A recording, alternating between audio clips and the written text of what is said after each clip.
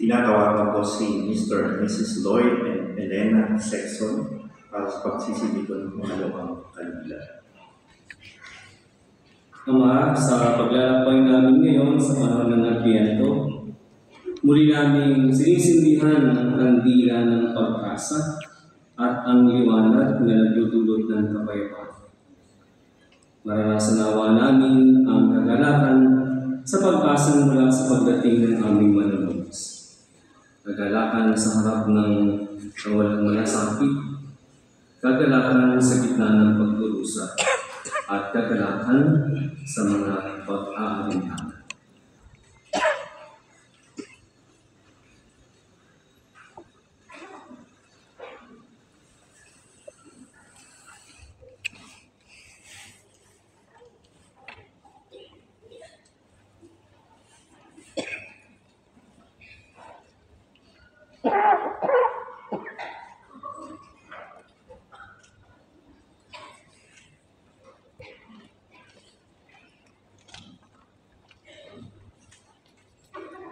Sa ngalan ng Ama at ng Anak at ng Espiritu Santo. Amen. Ang pagpapala ng ating Panginoong Jesucristo, ang pag-ibig ng Diyos Ama at ang pagkipagkaisa ng Espiritu Santo, mga kapatid, naway sumiyo na. At sumayo rin. Sa ikalawang linggo ng Adbyento, sabi sa ating introduction, ipinapakilala sa ating si Juan Bautista, ang boses sa ilang na nag-iimbita ng paghahanda sa pagdating ng Panginoon ng pagbabago ng buhay. Pakisabi nga sa katabi, magbago ka na.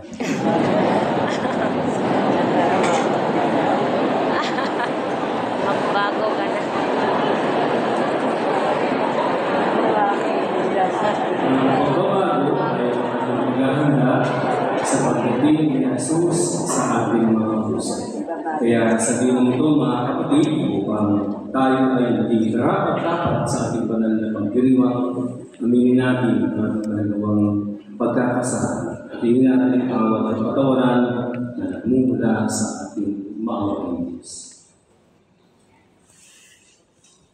Inaamin ko sa makapangyarihan ng Diyos at sa inyong mga kapatid na lubhang nagkasala sa isip, sa salita, sa gawa, at sa aking pagkukulang, kaya sinasama ko sa mahal na Maria, sa lahat ng mga anghel na mga at sa iyong mga kapatid, na ako'y panalangin sa Panginoon ang Diyos.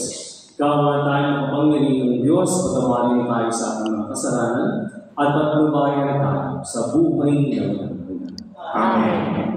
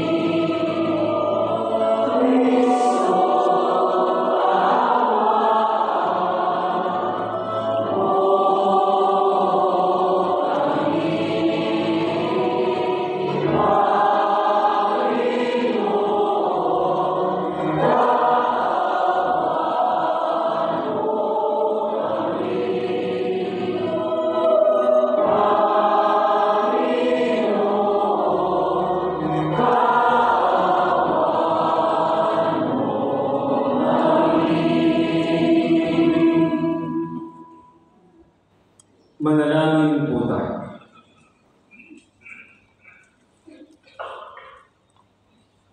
Ama naming makapangyarihan at maawain, sa aming pagsalubong sa iyong anak, huwag po ninyong ipahintulot na maging hadlang ang aming mga pinagkakaabalahan. Turuan nawa kami ng kanyang karunungan upang kami ay kanyang makapiling.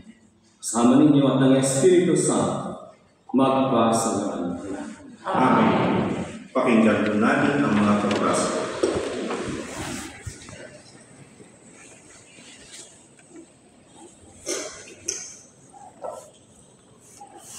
Pagbasa mula sa aklat ni Propeta Baruch.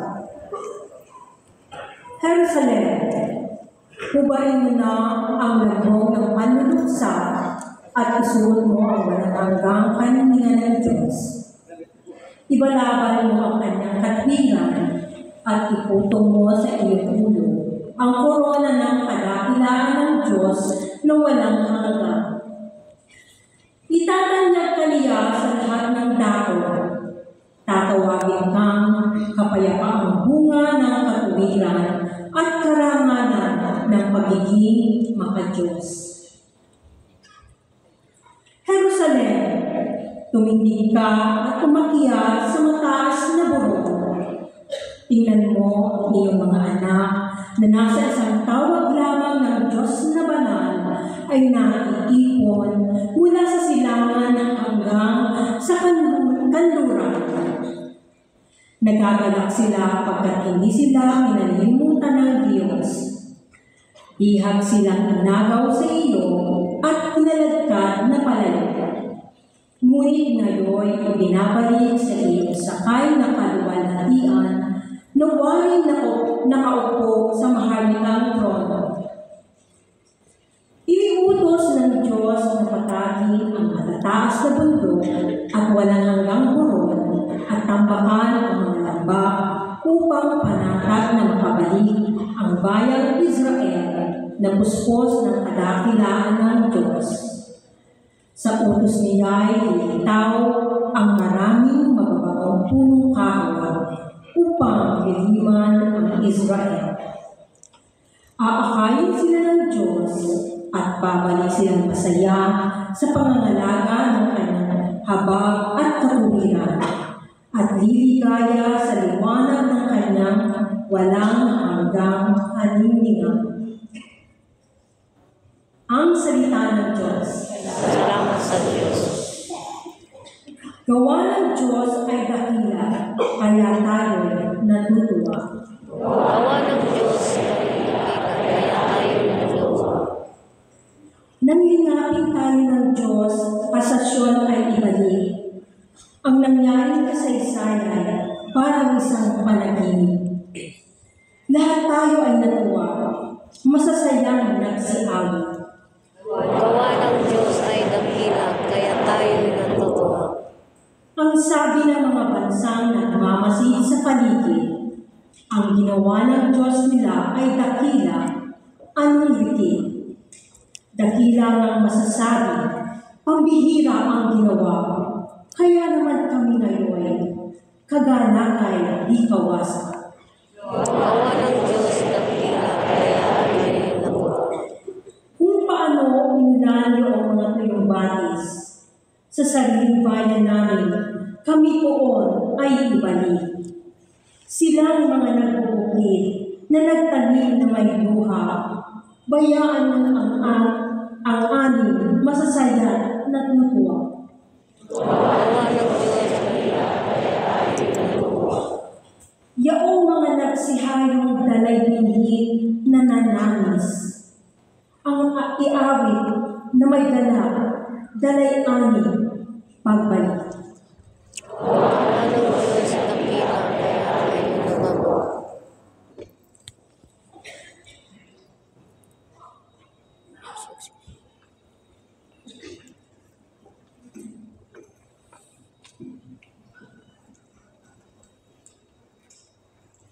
Pagbasa mula sa sulat ng Apostol San Pablo sa mga taga-Filipos. Ang aking mga panalangin para sa inyo ay laging puspos na kagalakan dahil sa inyong tulong sa pagpapalaganap ng mabuting balita kay Kristo. Mula nang ito'y inyong tanggapin hanggang sa kasalukuyan. Tinitiyak ko sa inyo ang mabuting gawa na pinasimulan sa inyo ng Diyos ay kanyang lulubusin hanggang sa araw ng pagbabalik ni Kristo Jesus. Nalalaman ng Diyos na ang pananabik ko sa inyo ay kasintakin ng pagmamahal sa inyo ni Kristo Jesus. Idinadalangin ko sa inyo na mag-ibayo ang inyong pag-ibig at masakapal ang malinaw na pagkakilala at malawak na pag-aunawa upang mapili ninyo ang pinakamahalaga sa lahat ng bagay. Sa gayon, pagdating ng araw ng pagbabalik ni Kristo, matagpuan kayo malinis, walang kapintasan, at puspos ng gandang katangiang loob sa inyo ni Hesus Kristo sa karangalan at kapurihan ng Diyos. Ang salita ng Diyos. Salamat sa Diyos.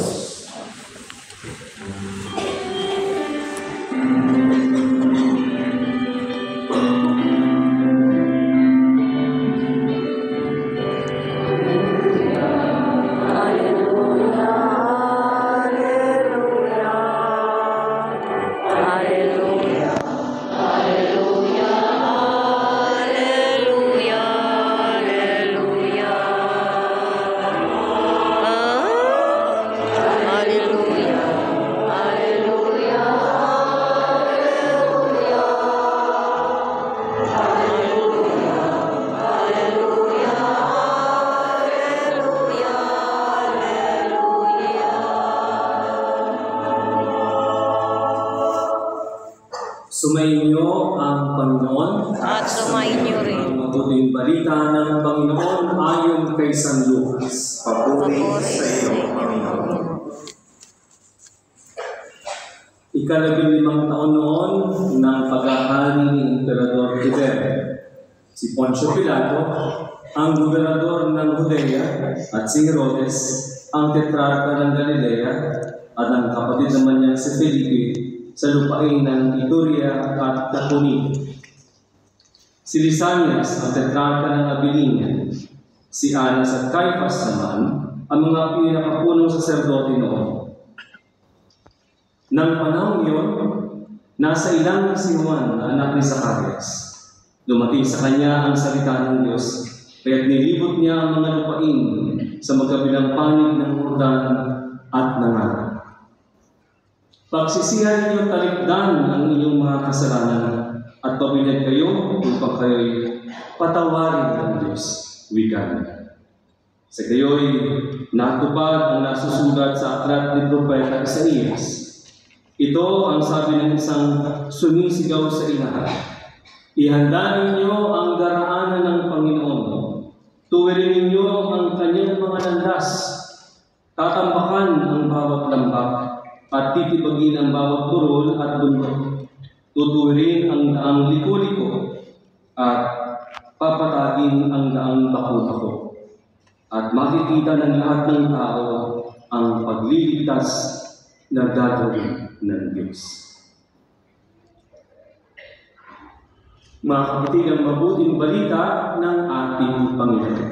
Pinupuri ka namin, Panginoon. Iba na ipinahayag ko ng isang mista sa linggong ito, yung ating salmo, gawa ng Diyos ay dakila, kaya tayo'y natutuwa.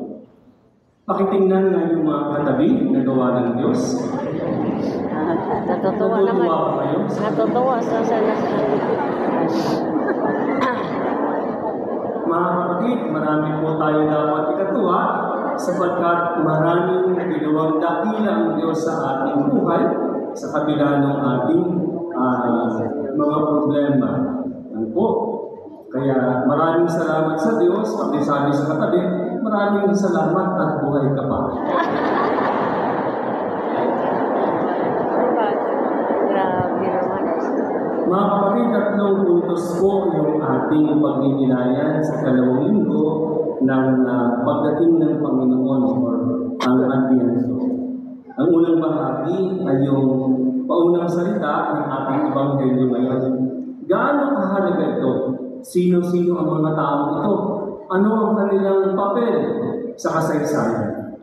Ang pangalawa po ay si Juan Bautista mismo, sapagkat siya ang propeta ng Adbyento at propeta ng paghahanda sa pagdating ng Panginoon. At ang pangatlo